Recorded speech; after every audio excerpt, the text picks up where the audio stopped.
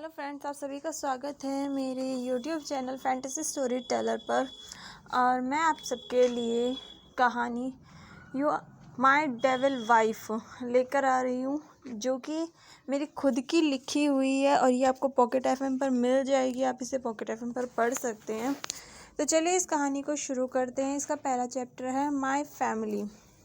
एक छोटा सा घर जिसमें एक 19 साल का लड़का अपने कमरे में कपड़े बिखेर कर बैठा था, उनमें कुछ खोज रहा था। तभी कमरे में उसकी माँ, जो एक अधेड़ उम्र की औरत, आती है। कमरे की हालत देखकर अपने सिर पर हाथ रख लेती है, बोहें इकट्ठा कर लेती हैं। उस लड़के पर इसका कोई असर नहीं होता। वो तो बस उन कपड़ों के ढेर में कुछ ढूंढ रहा था कि तभी उसकी माँ गुस्से से कहती है, कृष्ण, ये तुम क्या कर रहे हो? कृष्ण, माँ, मैं कपड़े ढूंढ रहा हूँ। तो ये सब क्या है? मुझे यह सब नहीं पहनने। लेकिन क्यों? क्योंकि आज मेरे कॉलेज में फ्रेशर पार्टी है, और वो भी बहुत बड़े होटल में। तो क्या माँ, क्या मैं ये कपड़े पहन कर वहाँ जाऊँगा? तो इनमें क्या खराबी है? माँ, ये कपड़े पता नहीं कब से पहन रहा हूँ। इनका तो रंग भी उड़ गया है और कुछ तो फट भी गए हैं। अच्छा ठीक है, अब बहाने बनाना बंद करो और ये लो 1000 रुपये और जाकर कुछ कपड़े ले लो। ठीक है माँ। वो खुशी से अपनी माँ को गले लगा लेता है और वहाँ से बाहर चला जाता है। उसके जाते ही उसकी माँ उसके कपड़े उठा कर देखती है और कहती है, ये कमीज़ तो फट गई। चलो कोई बात नहीं, मैं इसे सिलवा दूँगी। और वो भी वहाँ से चली जाती है। वहीं कृष्ण बहुत खुश था। उसके पास पैसे जो थे, वो एक दुकान में जाता है और उन्हें कुछ कपड़े दिखाने के लिए कहता है। वो व्यक्ति उसका हाल देखकर समझ जाता है कि इसके पास ज़्यादा पैसे नहीं है और ये यहाँ बस अपना समय खराब करने आया है। वो आदमी उसे बहुत कम कीमत के कपड़े दिखाता है जो कृष्ण को पसंद नहीं आते, और वो उन्हें कुछ और कपड़े दिखाने के लिए कहता है, लेकिन दुकानदार उसे बाहर निकाल देता है, जिस पर कृष्ण को गुस्सा आता है। लेकिन वो उसे कुछ नहीं कहता और वहाँ से चला जाता है।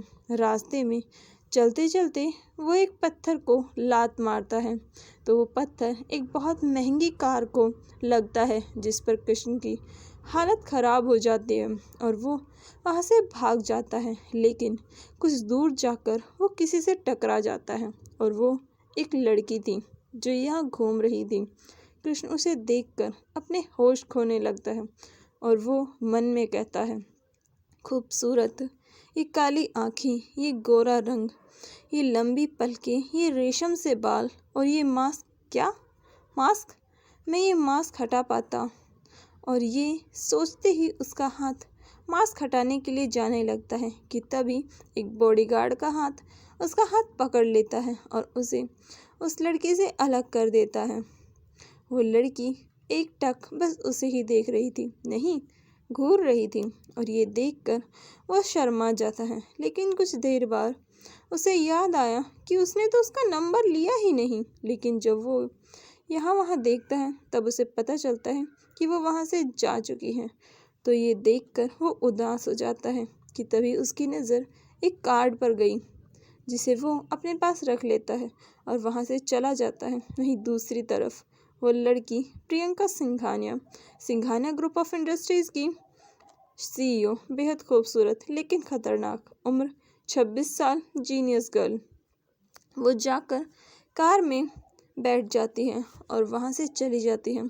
आज वो यहाँ से जाने वाली है, इसीलिए वो अपने सेक्रेटरी से इंतज़ार करने के लिए कहती है और वहाँ से चली जाती है। कृष्ण खुशी खुशी अपने घर जाता है और अपनी माँ को सब कुछ बताता है जो भी आज उसके साथ बाज़ार में हुआ। वो उन्हें प्रियंका के बारे में बताता है कि वो कितनी सुंदर थी। उसकी ये बातें सुनकर उसकी माँ और बहन दोनों उसे छेड़ने लगते हैं कि उसे उस लड़की से प्यार हो गया। लेकिन वो तो बस ये सोच रहा था कि वो लड़की थी कौन और क्या मास्क के नीचे का चेहरा इतना सुंदर होगा। इन सभी ख्यालों में खोए हुए ही वो तैयार होता है और पार्टी के लिए चला जाता है। वो एक न्यू स्टूडेंट है, इसीलिए वो किसी को नहीं जानता। वो स्कॉलरशिप के कारण ही इतने बड़े कॉलेज में एडमिशन ले पाया। ये यहाँ का सबसे बड़ा कॉलेज है, जिससे कृष्ण बहुत खुश था। उसने अपने सभी दोस्तों को इस बारे में बताया था कि वो कितने बड़े कॉलेज में जा रहा है। यहाँ केवल बड़े परिवार के बच्चे ही आते हैं, लेकिन उसकी किस्मत इतनी अच्छी थी कि वो इस कॉलेज में आ पाया। कॉलेज की बहुत सी ब्रांचेज हैं। हम कह सकते हैं कि हर राज्य में इसकी एक ब्रांच है। इस कॉलेज का असली मालिक कौन है ये कोई नहीं जानता, और शायद कभी किसी को पता भी ना चले। ये अमीर लोग। ये सब सोचते सोचते कृष्ण उस बड़े से होटल के सामने खड़ा था और वहाँ पर पार्टी चल रही थी।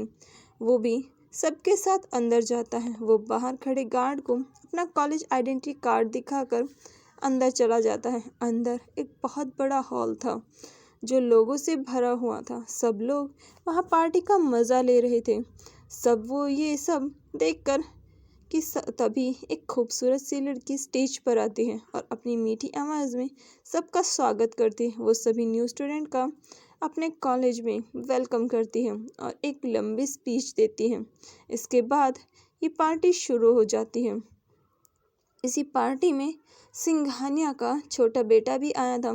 वो भी एक स्टूडेंट है और वो सीनियर है, इसलिए बहुत से लड़के लड़कियां उससे मिलने के लिए जा रहे थे।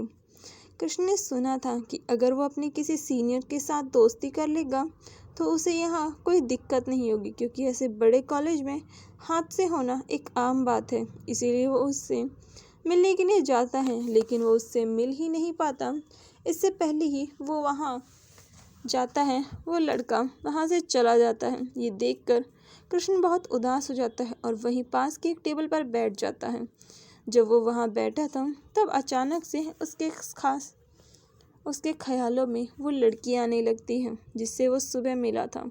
और ये सोचकर जब वो अपना हाथ उठाकर हिलाता है कि तभी एक आवाज़ आती है, और जब वो देखता है तो उसका हाथ एक लड़की के कपड़ों से लग गया था, जिसे देखकर लड़की बहुत गुस्सा हो जाती है और कृष्ण को बहुत सारी बातें सुना देती है। और कृष्ण के कपड़े देखकर वो उसे भिखारी तक कह देती है। कृष्ण को ये बात बहुत दुखी कर देती है। उसने ये मुकाम अपनी मेहनत से हासिल किया था, लेकिन ये लोग उसे उसके कपड़ों से जज करते हैं। इस बात से ने उसे ठेस पहुंचाई और इस सब बातों से दुखी होकर वो गार्डन में चला जाता है, वहीं बैठ जाता है। कुछ देर वो वहीं बैठा रहता है कि तभी उसे महसूस होता है कि किसी ने उसके कंधे पर हाथ रखा। जब वो ऊपर देखता है तो वहाँ उसी की उम्र का एक लड़का था जो शायद इसी के कॉलेज में होगा। ये सोचकर वो उसे एक स्माइल देता है। वो लड़का कृष्ण के पास आकर ही बैठ जाता है और उससे बातें करने लगता है। वो उससे उसका नाम और क्लास करियर डिटेल पूछता है, उसकी भी डिटेल्स लेता है। फिर वो लड़का कृष्ण को एक मिल्क बॉटल ऑफ़र करता है, जिसके लिए पहले तो कृष्ण मना करता है, लेकिन बाद में वो मान जाता है। और लड़का कृष्ण को बड़े ही अजीब नज़रों से देखने लगता है। और कुछ देर बाद वो लड़का कृष्ण को एक कमरे में लेकर जाता है। जब कृष्ण उससे पूछता है कि ये कमरा किसका है, तो वो लड़का कहता है कि ये उसका है।